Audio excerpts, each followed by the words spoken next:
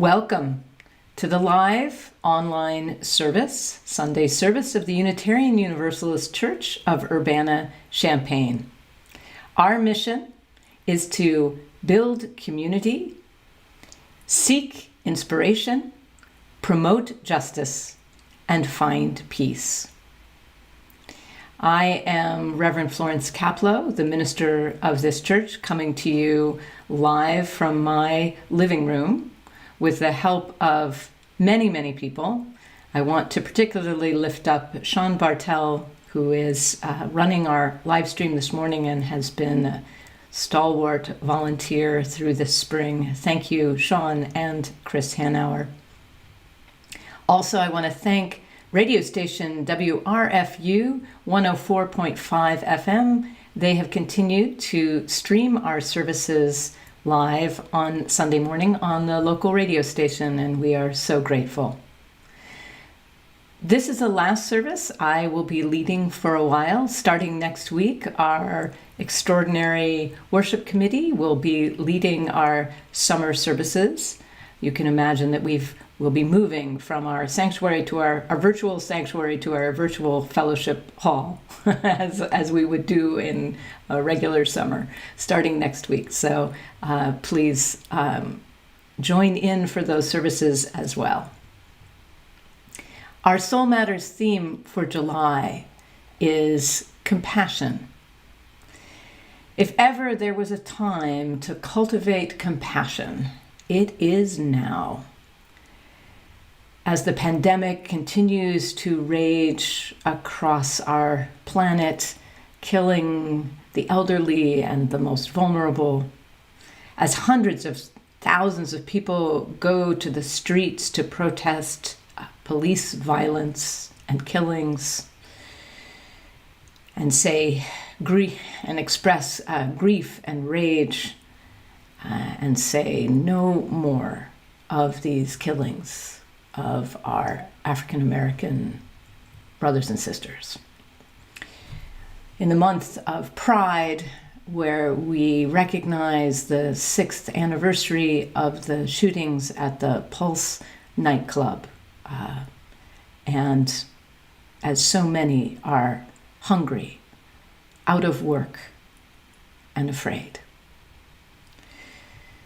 Compassion recognizes that we are all in this together. We have always been in this together. And compassion can have so many faces. Compassion can be fierce. It can be silent, witnessing. It can be a simple kindness. It can be motherly or fatherly. It can be weeping. It can be strong as a mountain. In this service, we will be sharing some of these faces of compassion, from Anne Newman's puppet having a very bad day, to songs by Mamuse and the gay country singer Mary Gauthier, our own Deanna Hentz showing her truth, and the members of the Bucket Brigade doing their part for our community. But first, each Sunday, we begin with a land acknowledgement of the indigenous nations of this land. Wherever you are listening this morning, please bring to mind the nations, indigenous nations of your place as I speak these words, and we will have a moment of silence after the acknowledgement. We recognize and acknowledge that we gather today on indigenous land, taken through deception, coercion, and violence. We acknowledge the continued displacements and oppression of Native peoples and honor their commitments to survival, identity, and the protection of our world.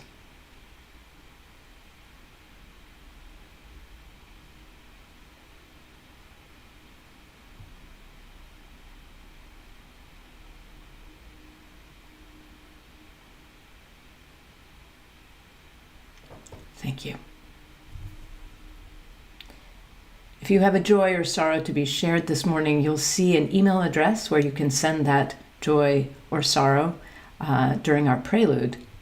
Our prelude this morning is another virtual choir performance.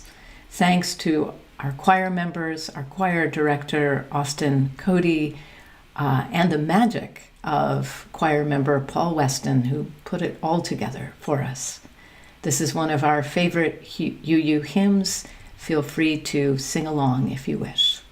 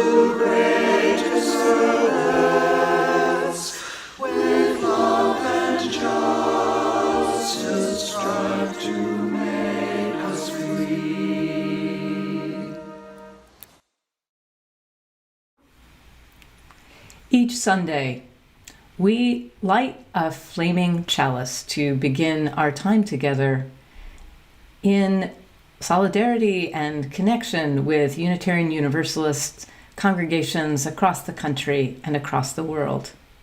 Please join me for this unison chalice lighting, and if you have a chalice or candle at home that you would like to light while I light mine here, please feel free to join in. We light this chalice, symbol of our faith alive in this world, naming our vision of collective liberation and daring to remember each other into beloved community.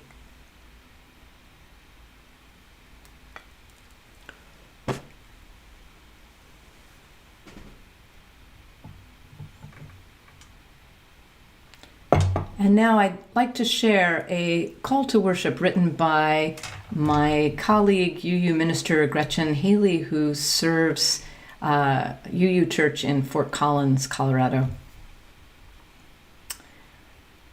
Hold nothing back.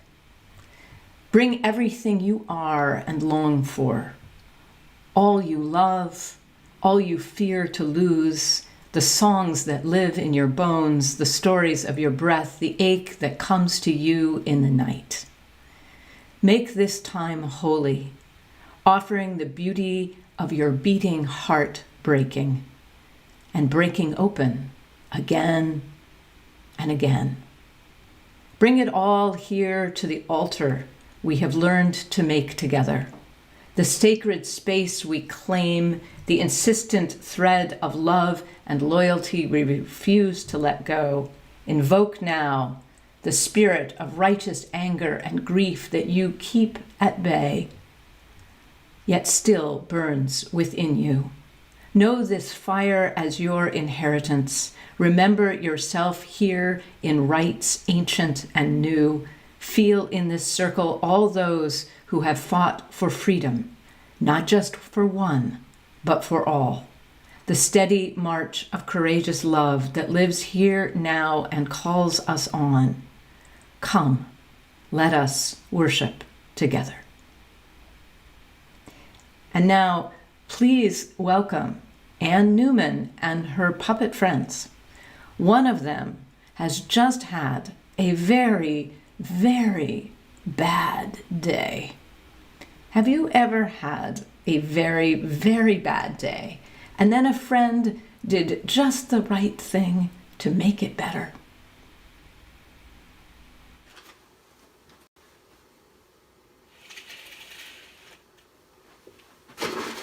Hey, where are you? Are you here? You won't believe what happened to me. I was going to the store, and then I got to the store because I was going to buy some stuff. I went to the store, and I was looking for some stuff, and not everybody was wearing masks. Oh, yes, it was terrible. It was terrible, terrible, terrible thing. And so I started down an aisle, and there was somebody going the wrong way.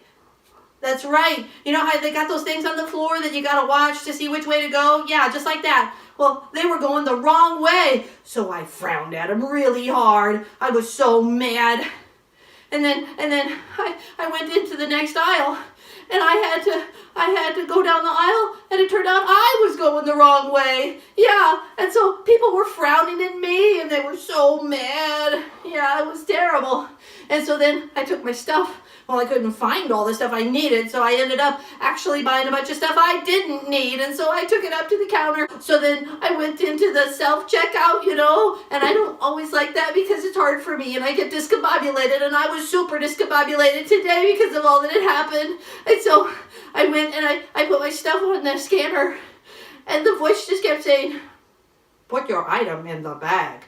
Yeah, it did, just like that, and it was terrible, and I had already put the items in the bag! Oh! And everybody behind me was mad because I had to ask for help, and oh, it took too long. And then I went outside in the parking lot, and I fell down! Yes, I fell down, and I hurt my knee, and I think it's bleeding. Oh, it hurts really bad. And my bag was torn, and the stuff was rolling all over the parking lot. All my stuff that I got that I didn't need. And then, it started to rain. Yes, I had to walk home in the rain.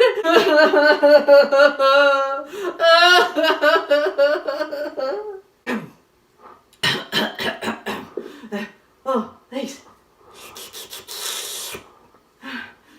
That helped.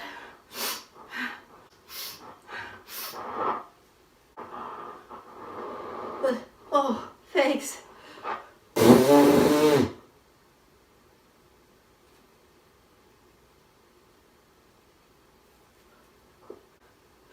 My knee really, really hurts.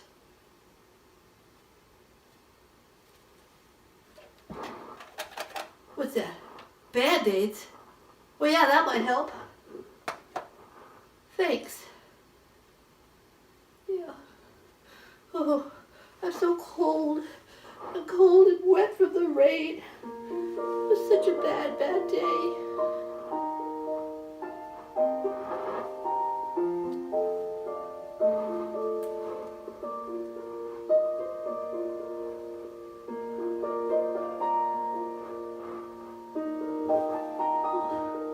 Thanks.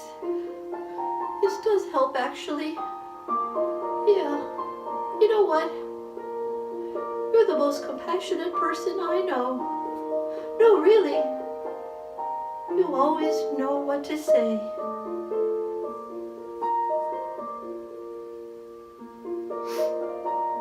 Can I have a hug?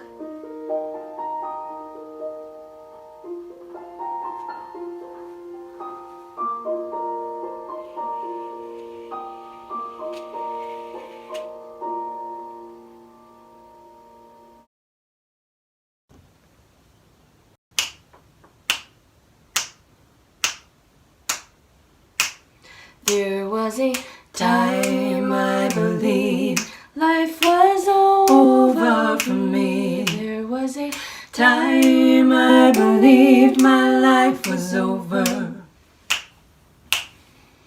I feel strong today thanks to your help. I'll find my way, and I too will lend you a hand when you need one. Sometimes I get so down and feel like this is the end. Like there's no way in hell I can get over this mountain. The sun has come out beyond the shadow of my doubt. I am walking on this earth stronger than ever. There was a time I believed there'd be no love for me. There was a time I believed I'd get no loving. I feel love today thanks to your help. I'll find my way, and I too will lend you a hand when you need one. Sometimes I get so down and feel like this is the end. Like there's no way in hell I can get over this mountain. The sun has come out beyond the shadow of my doubt. I am walking on this earth stronger than ever. There was a time I believed there'd be no peace for me. There was a time I believed there'd be no peace. I feel peace today thanks to your help. I'll find my way, and I too will lend you a hand when you need one. Sometimes I get so down and feel like this is the end. Like there's no way in hell I can get over this mountain. The sun has come out beyond the shadow of my doubt. I am walking on this earth stronger than ever. I am walking on this earth stronger than ever. I am walking on this earth stronger than ever.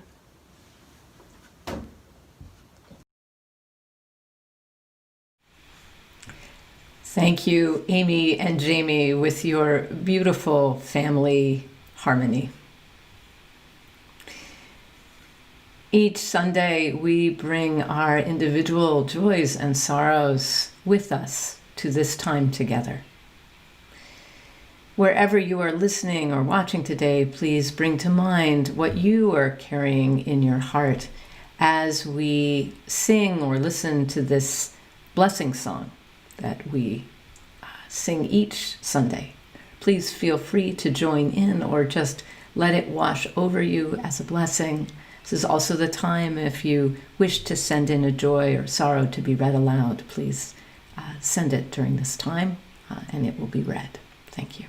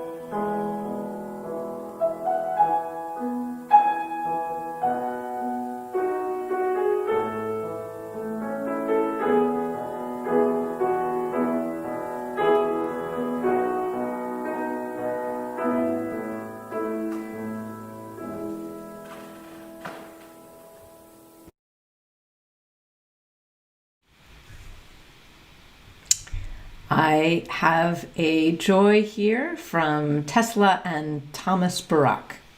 From Tesla Barak, my joy is that I get to stay with my grandma for a week after not seeing her for 3 months. And from Thomas Barak, my joy is to spend time with my sister. Thank you, Tesla and Thomas. From Paul Kaiser, a joy. Joy as we celebrate my father and daughter Willow's birthdays this past week. 2 wonderful bright lights in so many lives. And from Jill Hauser, a joy. My best friends welcomed their first child together yesterday. He came a little bit early, but is strong and healthy. Joy. Carter Lamar, born to Kenny and Heather Banner, from Jill Hauser, Fox, Rayner, and Ramsey.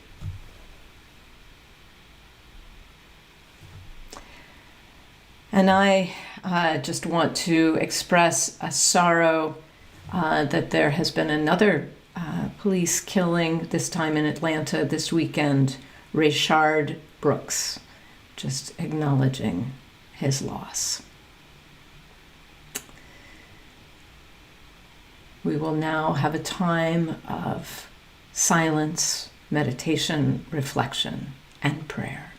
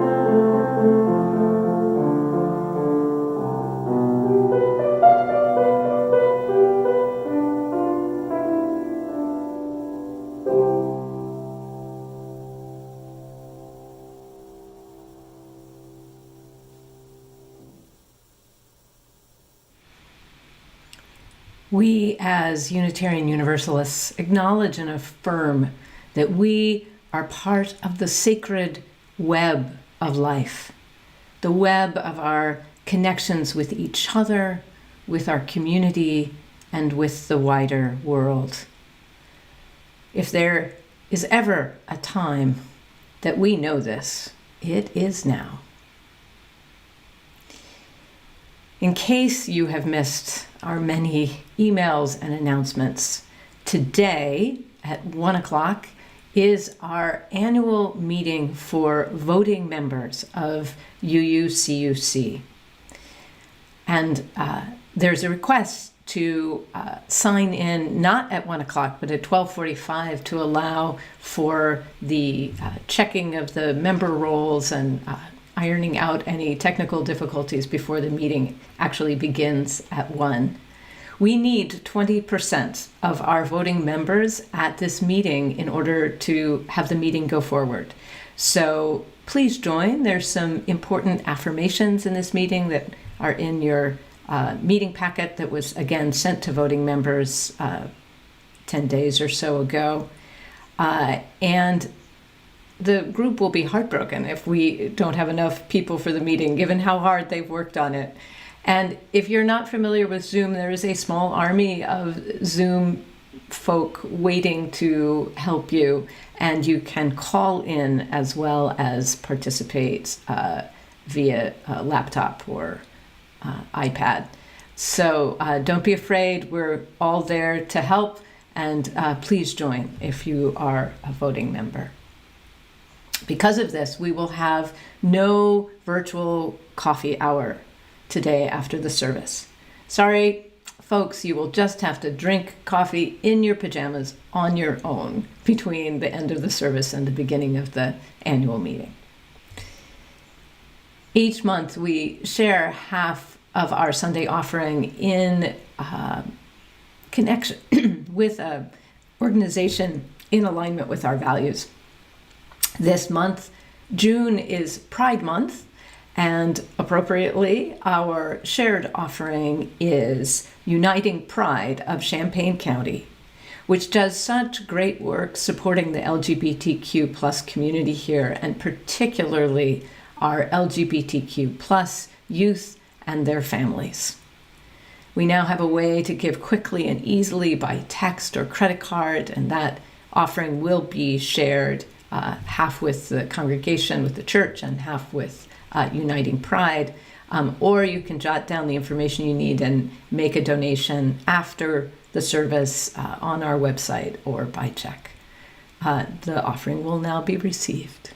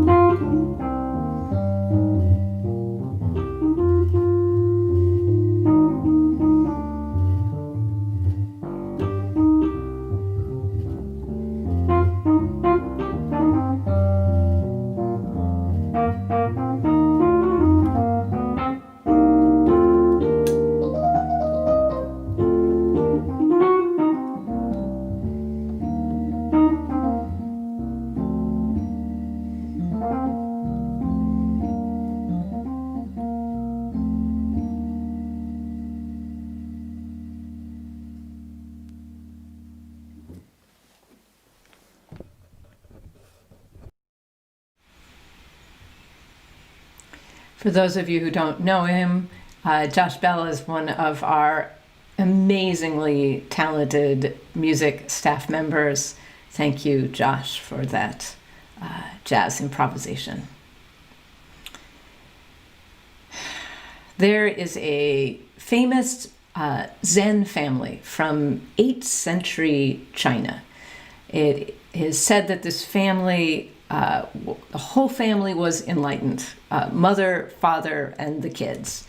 They were called the Pang family, and stories about them have come to us down through the ages. They were a poor and ordinary family who made their living traveling around selling baskets that they had made together. One day, the father and his daughter, Ling Zhao, were out on the road going from one place to another to sell their baskets, and they crossed a bridge, and on the other side, the elderly father stumbled and fell to the ground. Ling Zhao threw her baskets down and fell down beside him. Her father said, "What are you doing?" And Ling Zhao said, "I saw you fall down, and I'm helping." You might think, what kind of helping is that? Wouldn't it be a lot more helpful to offer a hand to help him up? That's our usual sense of compassion. There is the person who has fallen down and the person who helps.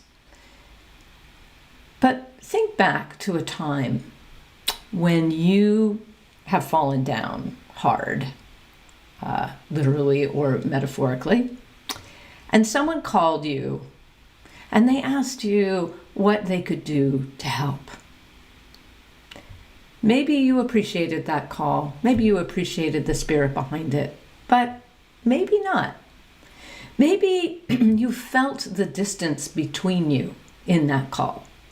You in your hurt and misery, your pain and anger, and your friend reaching down from their heights of relative well-being to help you.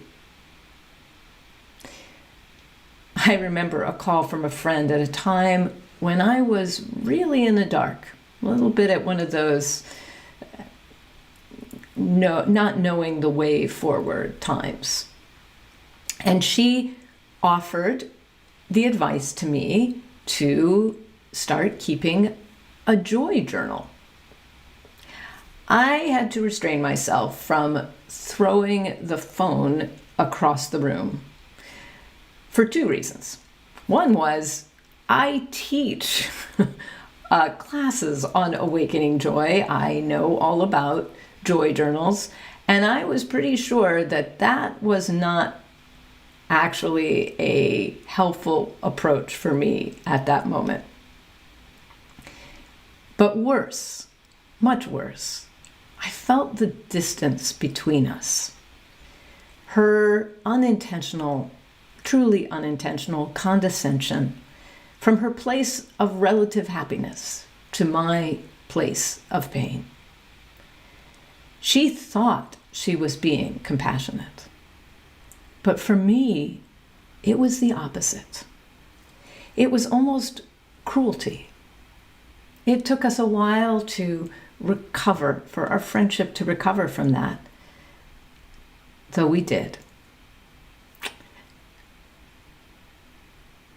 The word compassion has its roots in Latin, compati. Com means together with, and pati is to suffer together.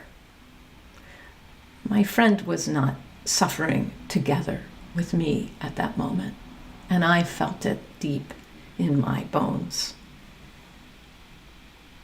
Cultivating compassion, real compassion, great compassion, is a primary spiritual practice in many, many religious traditions. And it can take so many forms, from tender to fierce, as I said earlier. And I think it is important to remember the fierce forms, that sometimes what we need is fierce, a fierce reminder to wake up. I think of a mother grabbing a child out of the middle of the street fiercely in order to keep them from being harmed. But please remember, pity is not one of the forms of compassion. Pity is nearly the opposite of compassion, a terrible delusion of separateness. I would say that true compassion comes from wisdom.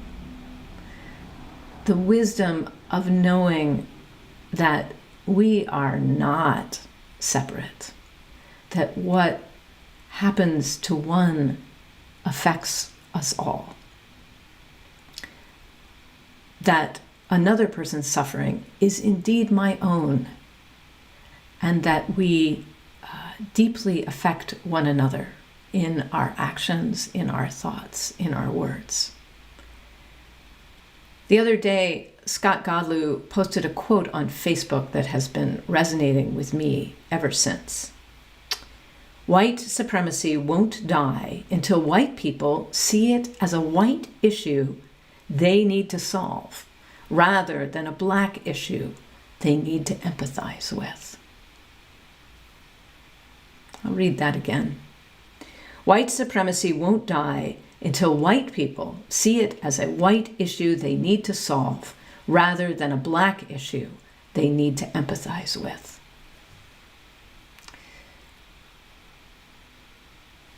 It is wonderful and encouraging to see white people showing up for racial justice now in the hundreds and thousands, hundreds of thousands. There is a kind of great awakening going on. But there are two questions that haunt me, and you will hear a third question from Deanna a little later. But the two that haunt me are, will this energy continue? How will we prepare ourselves for the long journey that is ahead? And do we really understand what our work is as white people and what we are committing to? The racism at the heart of our country has been poisoning all of us for a long, long time, even those of us who have benefited greatly. It is not enough to be allies.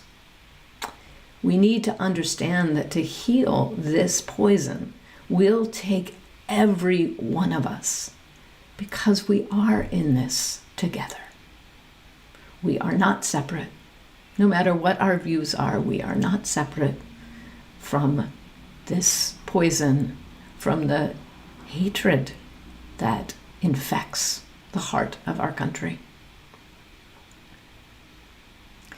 I want to close with a few words from our own Deidre Cobb.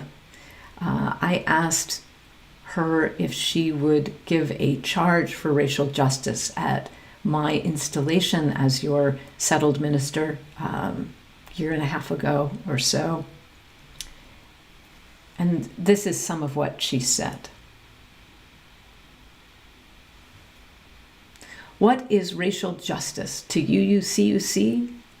A detoxification, a spiritual journey that involves looking at our most tender parts, examining our internal wounds, acknowledging the pain that has been both inflicted and endured, past and present, acknowledging the imbalances that our pain has manifested within us, making a commitment towards healing by every means necessary, telling the whole truth, committing to the equitable and ethical distribution of resources, and loving oneself and all other beings.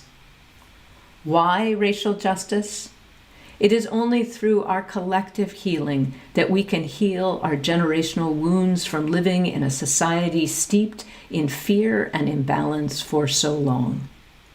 At this crucial period in our country and on our planet, it is imperative that we do the work by acknowledging and healing the behaviors that we have acquired from living in fear. We may gain the access to the infinite abundance of love. Thank you again, Deidre, for those words, for your presence in our community.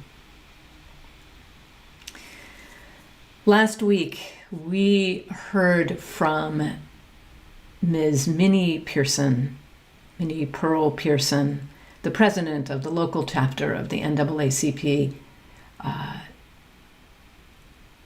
I don't know quite how to say this, but I think it's important to say how much she honored us with her willingness to really share her experience so directly.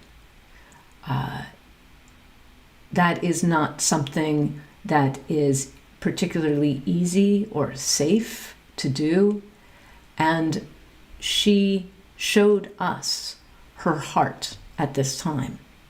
And I want to thank her from the bottom of my heart for that. And for those of you who didn't have a chance to hear it, I hope that you will listen to what she offered us last week. It's important to hear.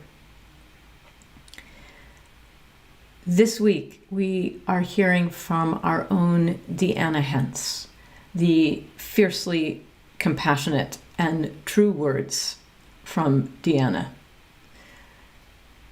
Again, remember that it is an honor for her to share this way, and not an easy thing to do, as she makes clear.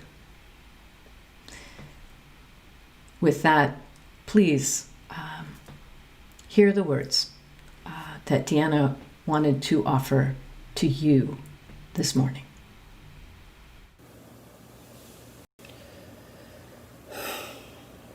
So it is interesting to be up in front of y'all once again, speaking to my experience with race in America. I have had many of you check on me in recent days. I am appreciative of your concern, truly. At the same time, there has been one very dominant thought in my mind. Where was all of this concern before? Absolutely none of this is new, not in the past year or the past 100. Even Black Lives Matter became the most visible to everyone 8 years ago. I remember the effort to get the Black Lives Matter banner hung on our church. The amount of care that we took to make that happen, to help the congregation feel comfortable with it.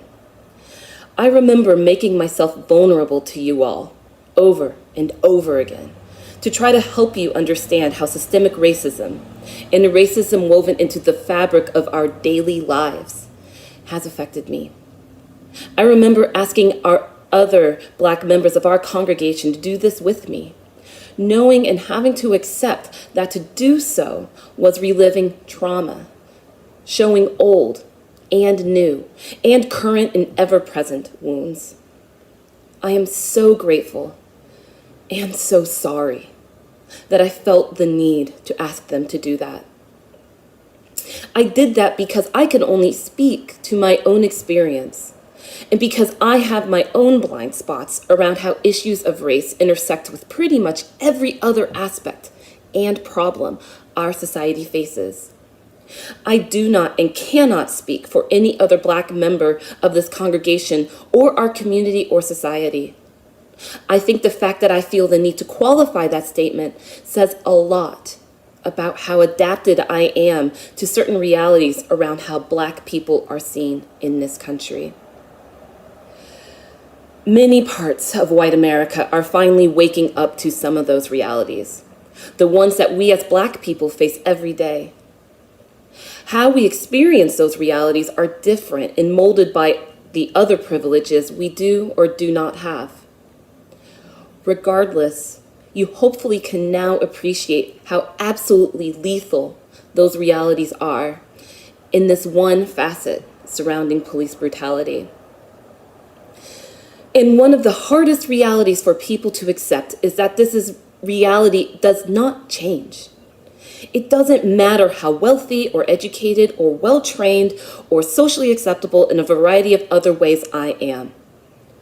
Being seen as a potential threat and one that is worthy of inhumane treatment, subjugation, torture, and death based on nothing else than the color of my skin is a reality I have to live with every day. Because I am not the one with the problem. It takes a significant amount of emotional energy to talk about this. But here, I will, one last time. I've told you about how I have to be always conscious of what my hands are doing in a store so that I can lower the risk of being seen as a shoplifter and having the police called on me and having a non-zero risk of being beaten, tortured, or killed. I have to be conscious of what neighborhoods I'm walking through, particularly at night, so that I can lower the risk of being seen as a burglar and having the police called on me, and having a non-zero risk of being beaten, tortured, or killed.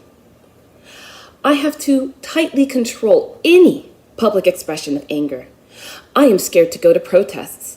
I have to worry about the ramifications of confronting a white person about mistreatment or their own bad behavior, because that can lead to the police getting involved and then blaming the altercation on me, and then me having a non-zero risk of being beaten, tortured, or killed.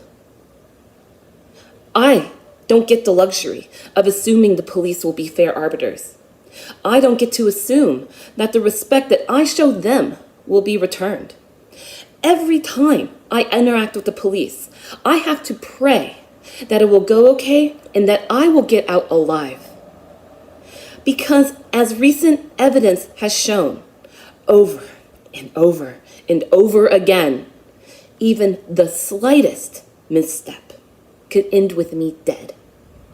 Even a complete lack of missteps and someone just having a bad day could end with me dead. The sentence for any number of actual or perceived mistakes for a Black person is often death. I get to live with that stress every time I leave my house. I get to live with how that stress affects my health. I could dig further into how interactions with the medical community has sometimes only further exacerbated that stress with unfair treatment, minimization, and flat-out belittling or ignoring questions and concerns. But that is yet another facet of what living with systemic racism and sexism that I don't have time to go into here. What I can say is this. For the past 3 years, this congregation has had numerous opportunities for education. That education can continue, but now is the time to put that education and our principles into action. Education is a necessary step, but is only the first of many steps to fix this problem. One absolutely necessary step is relationship. We need to build real and lasting, interwoven and interdependent community with those that have been fighting this fight for centuries. We can show solidarity, but what can we do to actually help? What questions and conversations can we have with people engaged in these fights to see how we can provide for their needs? What are the resources that we have in time, in labor, in skills, and finances that we can offer? And please think about what you are asking for when you ask for patience. Think about how many Black lives are lost every minute of every day while people patiently wait for something to stick. Asking for patience is asking for people to die to die while we wait for people to become comfortable with the idea of change. So please, really think about who you are willing to sacrifice for that comfort. What we need is perseverance, not patience. What we need is for white people, the ones who truly have the power to do something, to decide that the country that they actually want to live in is one that is in line with the values so many, in a variety of ways, profess to hold dear. We need white people to live these values through their actions, not just their words. And we need white people to be willing to chip and claw and rend their way through the barriers to living those values for as long as it takes. White folks may need to ask those of us who live with those barriers every day where all of them are, because believe me, we know. But it's time for white people to step up to do the work. I am encouraged by what I have seen. I have genuinely been given reason to hope for the first time in a very, very long time. But I want this energy, this effort, this campaign for justice and equality to stick. I want it to work. Because I don't want to keep seeing my fellow Black people die. I, myself, do not want to die. I want us to be able to thrive and finally live the promise that for us is 400 years overdue.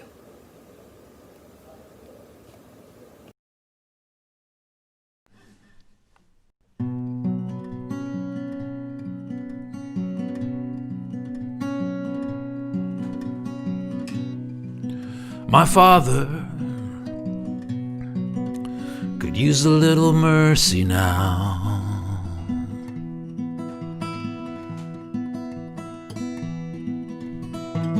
The fruits of his labor fall and rot slowly on the ground.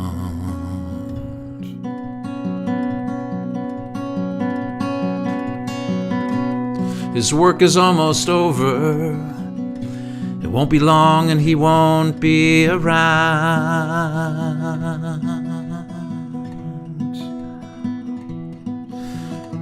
I love my father, and he could use some mercy now.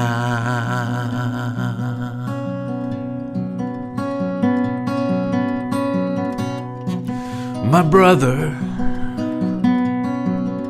could use a little mercy now.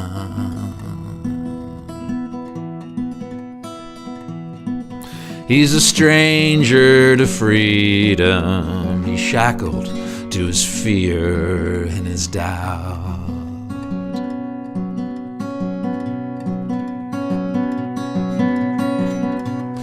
The pain that he lives in, it's almost more than living will allow.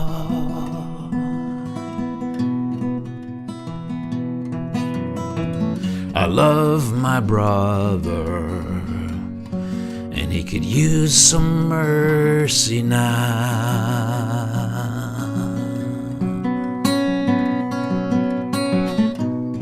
My church and my country, they could use a little mercy now.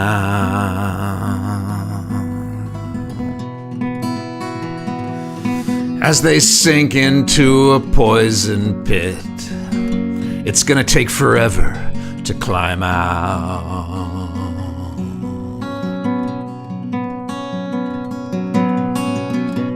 They carry the weight of the faithful who would follow them down. I love my church and my country, and they could use some mercy now.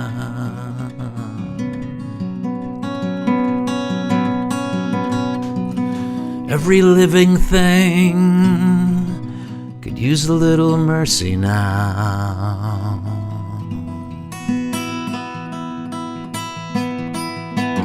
Only the hand of grace can end the race toward another mushroom cloud.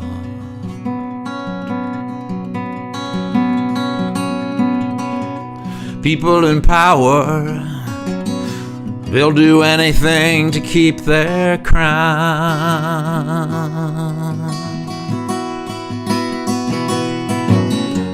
I love life, and life itself could use a little mercy now.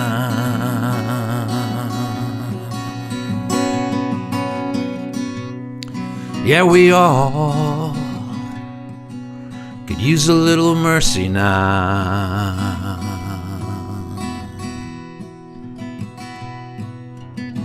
I know we don't deserve it, but we need it anyhow.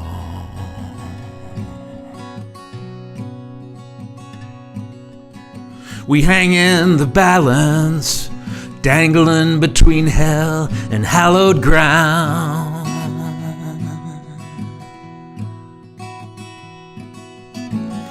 And every single one of us could use some mercy now.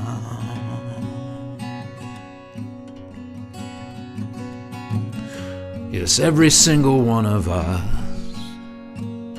could use some mercy now.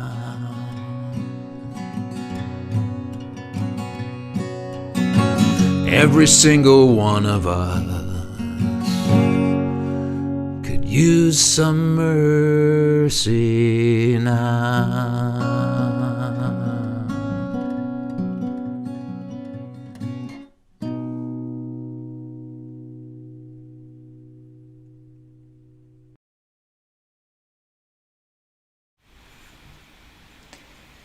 Thank you, Deanna, and also Dana Lyons for bringing us that song. If you are wondering or feeling how you can be more involved, I invite you to connect with our Racial Justice Project, as well as the local chapter of Showing Up for Racial Justice. Our own Elizabeth Simpson is the lead organizer for that, or one of the lead organizers. There are many opportunities to end white silence. Also, I just want to mention the last thing you'll see in this service is a beautiful little video put together by Emily McCown for the Bucket Brigade, which is a mutual aid project really led by Channing Murray and Red Herring and our sister organizations on campus. And it's part of our larger Faithify campaign, our community support during this time of COVID. And I heard that I think we're up to about $17,000 raised. Our goal is at least $30,000. This is providing real, tangible, on-the-ground support and food for those in our community who are hurting right now. That's compassion too. So please continue to deepen your commitment to compassion. Know that my blessings and heart are with you, even if you won't see me for a few weeks here on Sunday mornings. And do remember, our work can't stop in days or weeks. To change this hurting country, to cure the pandemic of racism, we must be ready to continue, to not give up, to not turn away, to wake up and stay woke for the rest of our lives. At the end of each service, we have words that we are saying together until we are together again in the sanctuary. So please join me for these words and really mean them. They're important words. We extinguish this flame, but not the light of truth, the warmth of community, or the fire of commitment. These we carry in our hearts until we are together again.